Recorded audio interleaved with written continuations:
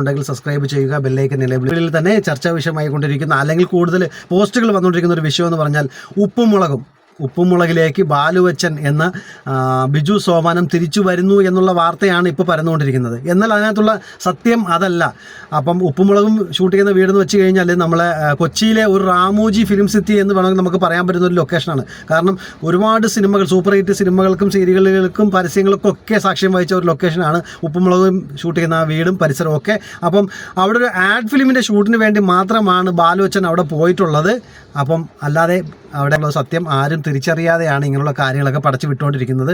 തീർച്ചയായിട്ടും പറയാനുള്ളത് അദ്ദേഹം അവിടെ ഒരു ആഡ് ഫിലിമിൻ്റെ ഷൂട്ടിന് പോയതാണ്. അപ്പോൾ പോയ കൂട്ടത്തിൽ അവിടെ ഒരു സൗഹൃദം പുതുക്കി എന്നുള്ളത് മാത്രമേ ഉള്ളൂ. ബാലുവച്ചൻ തിരിച്ചു വരുന്നു, അല്ലെങ്കിൽ ബിജു സോപാനം തിരിച്ചു വരുന്നു, നീലുവമ്മയ്ക്ക് പകരം നിഷാ സാരംഗിന് പകരം പുതിയ ആർട്ടിസ്റ്റുകൾ വരുന്നു. നിങ്ങൾക്ക് പറയൂ അതിന് പകരം പറ്റിയ ആർട്ടിസ്റ്റ് ആരാണ്, അല്ലെങ്കിൽ നീലുവമ്മയായിട്ട് അഭിനയിക്കാൻ പറ്റിയ ആൾ ആരാണെന്നൊക്കെ നിങ്ങൾ കമൻറ്റിൽ ചെയ്യൂ എന്നൊക്കെ പറഞ്ഞ് കുറേ വീഡിയോസൊക്കെ ചെയ്യുന്നുണ്ട് ആൾക്കാർ.